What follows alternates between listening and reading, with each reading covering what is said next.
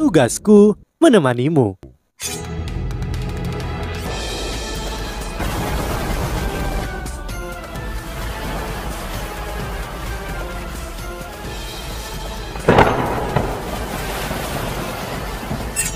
Hai sahabat Pasuk, kembali lagi bersama alur cerita versi novel Solen 2 Sekte Tang yang tak tertandingi.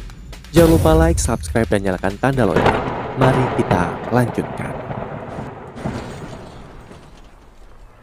Dia jelas lebih cepat dari kecepatan supersonik. Begitu dia mencapai kecepatan tertentu, dia merasa bisa menembus ruang. Baru sekarang dia menyadari bahwa kemampuan Dewa Binatang untuk melampaui ruang tidak terlalu istimewa. Itu bisa dicapai begitu kecepatannya mencapai ekstrim tertentu, dan begitu dia memahami misteri ruang, dia tidak bisa melakukannya sekarang, tetapi dia akan menemukan cara untuk melakukannya di masa depan. Pembentukan inti jiwa keduanya membuka pintu baru baginya. Keberadaan pintu ini juga memberinya kesempatan untuk bekerja menuju puncak dunia ini.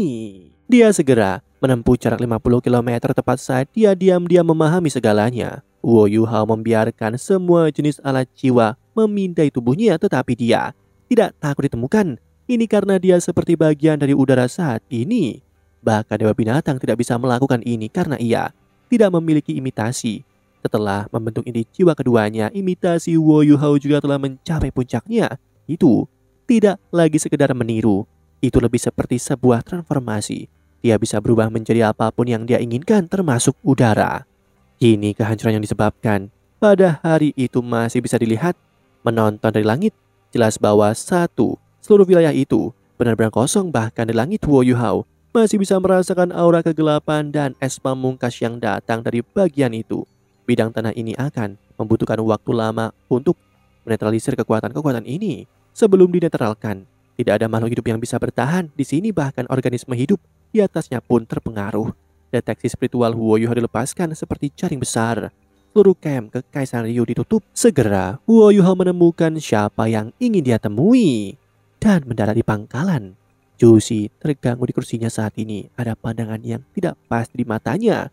Seseorang tidak dapat menyalahkannya karena merasa seperti ini. Kini dia masih sangat bingung. Pada hari itu dia menyaksikan Tian menusuk Wo Yuhao dengan pedang. Itu juga merupakan alasan utama mengapa dia bertekad untuk menyerang Dewa Binatang. Semua yang terjadi sesudahnya berada di bawah kendalinya.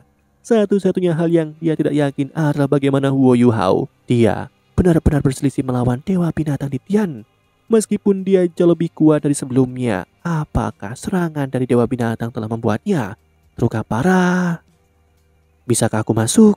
Suara jelas terdengar dari luar yang menyebabkan Jushi mengangkat kepalanya. Siapa itu? Setelah dia bertanya, dia secara tidak sadar menutup mulutnya. Ini karena dia menyadari bahwa suara itu tidak datang dari luar tenda, tetapi berdering di dalam kepalanya. Beberapa sosok dengan cepat berlari ke tendanya. Marshal, apa yang terjadi? Orang-orang yang masuk semuanya mengenakan alat jiwa berbentuk manusia yang berwarna merah menyala. Mereka adalah anggota dari Legion Jiwa Phoenix Api. Di antara 5 Legion Jiwa, tangan yang melindungi bangsa, hanya 30 pengawal Jushi, tim dan wakil pemimpin tim dari Legion Jiwa masing-masing, dan seluruh Legion Jiwa Kekaisaran Ryu yang dilengkapi dengan alat jiwa berbentuk manusia. Para penjaga yang berdiri berjaga di luar tenda Jushi semuanya adalah elit di antara para elit dari Legion Jiwa Phoenix Api. Jushi melambaikan tangannya dan berkata, "Tidak ada. Aku mungkin salah dengar sebelumnya. Kalian semua bisa pergi sekarang." Baiklah Marshal. Meskipun para penjaga sedikit bingung, mereka masih mundur setelah melakukan pemeriksaan sederhana. Jushi kembali ke tempat duduknya. Dia dengan lembut menekankan tangan kanannya ke pergelangan kursinya. Di sekitar tenda, penghalang spiritual diam-diam meledak. Dalam periode singkat sebelumnya, dia sudah tahu suara itu siapa. Apakah dia di sini? Apakah dia benar-benar di sini? Jushi, suara itu terdengar sekali lagi. Jushi tertegun. Dia secara tidak sadar menutup mulutnya. Ini karena dia heran menemukan bahwa Wo Yuhao telah muncul di depannya tanpa peringatan. "Kamu?" Jushi linglung. Bahkan sebelum dia bisa membuka mulutnya, Wo Yuhao sudah menariknya dengan satu tangan. Saat ini, Gambar yang tak hitung jumlahnya muncul di kepala Juicy. Perasaan sedih muncul di hatinya. Apakah dia akhirnya akan bergerak padaku? Apakah dia sudah memutuskannya? Juicy mengejek dirinya sendiri dan menutup matanya. Dia punya banyak trik di lengan bajunya untuk berurusan dengan Huo Yuhao. Tenda ini penuh dengan jebakan. Jika dia menggunakan instalasi di tenda untuk menghentikan Huo Yuhao bahkan untuk sesaat, dia yakin bahwa seseorang akan datang untuk menyelamatkannya, namun dia tidak melakukannya. Sebaliknya, dia tidak melakukan apa-apa pada saat ini. Dia bahkan merasa seolah-olah belenggu padanya telah dilepas. Sekarat di bawah tangannya mungkin merupakan bantuan terbaik yang bisa didapatkannya. Tiba-tiba sebuah pintu hitam pekat muncul di belakangnya. Cahaya menyala dan Huo Yuhao serta Juicy menghilang ke pintu itu. Juicy hanya merasakan bahwa jiwanya telah meninggalkan tubuhnya. Segala sesuatu di sekitarnya berubah, tetapi ada kekuatan aneh yang melindunginya. Tidak ada di dunia luar yang bisa menyentuh tubuhnya. Dan kemudian semuanya kembali normal. Kaki Juicy bergetar dan dia menemukan pijakannya lagi. Segala sesuatu di sekitarnya menjadi cerah. Udara agak dingin dan menyeramkan. Ketika Juicy membuka matanya, dia menemukan bahwa dia berada di gunung kecil dengan Huo Yuhao. Tidak jauh dari gunung ini, ada pangkalan besar. Ada banyak instruktur jiwa yang berlatih di sana. Pencahayaan di sini juga lebih redup dari biasanya, seperti waktu malam hari. Juicy terkejut ketika dia bertanya pada Huo Yuhao, "Di mana kita?" Huo Yuhao tersenyum dan menjawab, "Ini tempatku." "Apa tempatmu?" Juicy penasaran. Dia tidak takut mati dalam pelukan Huo Yuhao saat ini. Dia sama sekali tidak takut. Huo Yuhao bertanya dengan sedikit nakal, "Apakah kamu benar-benar berpikir aku akan memberitahumu rahasia tempat ini?" Juicy menggelengkan kepalanya dan berkata, "Terserah, mengapa kamu membawaku ke sini?" Huo Yuhao sedikit tertawa. "Tanpa alasan, kita adalah teman. Aku hanya mengundangmu di sini sebagai tamu. Tidak bisakah aku melakukan itu? Ayo pergi dan minum teh." Saat dia berbicara, dia berjalan ke arah pangkalan. Juicy menginjak tanah.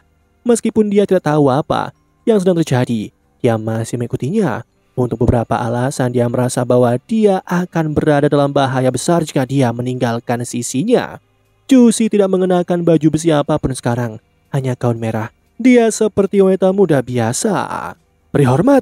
Semua prajurit datang untuk menyambut Huo Yuhao ketika mereka melihatnya. Mereka semua terkejut melihatnya. Huo Yuhao dan yang lainnya dari Sekte Tang telah pergi selama beberapa waktu tanpa kembali. Meskipun ada makanan dan air di sini, mereka masih sangat kesepian. 3 legiun mencintai perang melawan Kekaisaran Ryu. Itu benar-benar mengasyikkan. Selain itu, mereka juga sangat senang menjarah Kekaisaran Ryu. Itu juga pertama kalinya mereka melihat Juicy. Ketika mereka melihatnya, mereka tampak sangat lucu. Meskipun Juicy tidak secantik Tang Wutong, dia memiliki aura yang sangat istimewa tentangnya. Ini meninggalkan kesan mendalam pada orang lain, terutama kulitnya yang lembut. Insinyur jiwa ini tanpa disadari meliriknya sedikit. Huo Yuhao membawa Juicy ke tempat ia tinggal di pangkalan. Meskipun Juicy terus mengikutinya, dia masih mengamati semua yang ada di sekitarnya.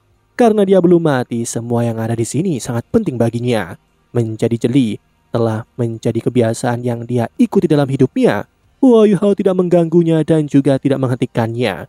Setelah memasuki kamarnya, seseorang mengantarkan teh dan makanan ringan. Setelah periode restrukturisasi ini, basis ini sudah sangat mirip dengan benua Doulo. "Tolong nikmati tehnya." Huo Yuhao mengangkat cangkir tehnya sendiri dan menyesapnya. Juicy tidak bergerak, hanya duduk diam dan menyaksikan. Huo Yuhao tersenyum ketika dia bertanya, "Mengapa kamu menatapku? Katakan, di mana tempat ini, Yuhao? Aku tidak berharap kamu memiliki rahasia besar," kata Juicy dengan wajah serius. Huo Yuhao tersenyum dan menjawab, "Bukankah aku katakan sebelumnya bahwa ini adalah tempatku?" Mata Juicy tiba-tiba menjadi cerah. "Kamu dapat mengontrol kekuatan spasial?" Setelah mendengar pertanyaannya, Huo Yuhao heran. "Mungkinkah kamu benar-benar tahu?" Juicy mengerang. "Meskipun aku mungkin tidak terlalu kuat, kamu tidak boleh lupa bahwa aku adalah permaisuri Dewi Perang dari Kekaisaran Ryu. Aku selalu berhubungan dengan pejabat paling senior di Kekaisaran Ryu, terutama instruktur jiwa terbaik mereka. dalam hal pengalamanku, aku tidak kalah dibandingkan dengan orang lain. Hanya saja, aku tidak percaya kamu bisa mengendalikan sebidang besar ruang. Mengingat kemampuanmu, ini bukan hanya kekuatan spasial biasa lagi. Bahkan Titian tidak mungkin membuat seluruh dunia seperti ini. Aku mengerti segalanya sekarang. Serangan menyelinap di Kekaisaran Ryu memang dilakukan olehmu. Dengan dunia seperti ini dan kecepatan terbangmu, kamu memang bisa muncul di sudut manapun dari Kekaisaran Ryu. Tidak heran kamu begitu sulit ditemukan, bahkan Yang Mulia terluka oleh seranganmu.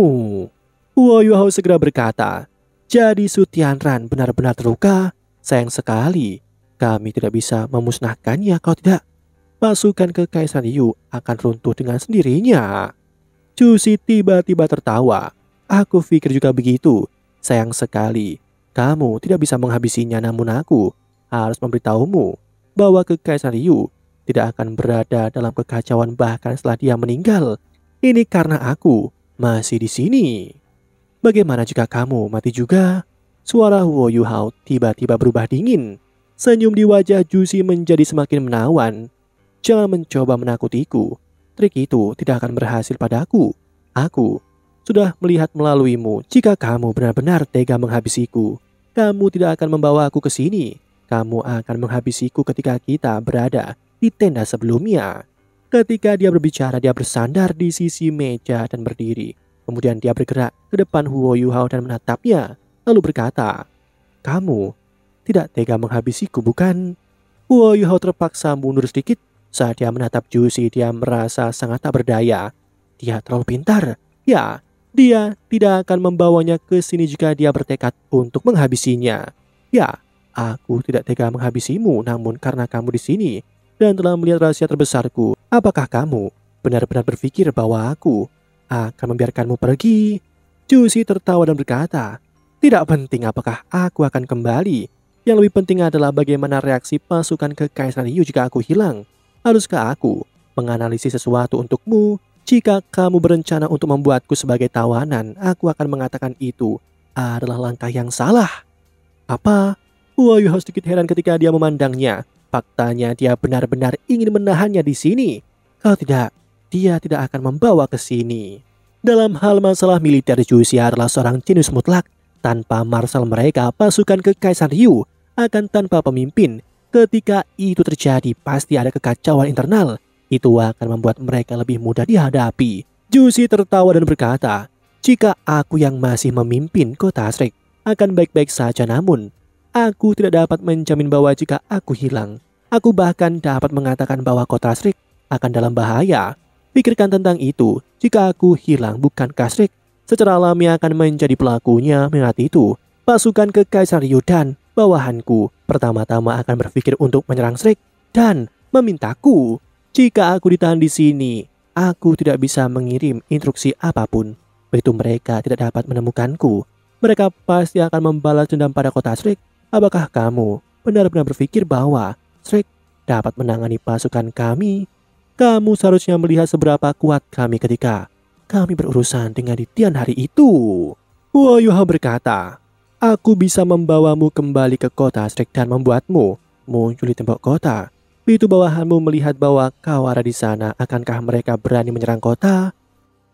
Demikianlah kisah untuk kali ini. Sahabat Pasuk, jangan sedih, jangan bimbang, apalagi galau. Karena aku kan selalu menemanimu.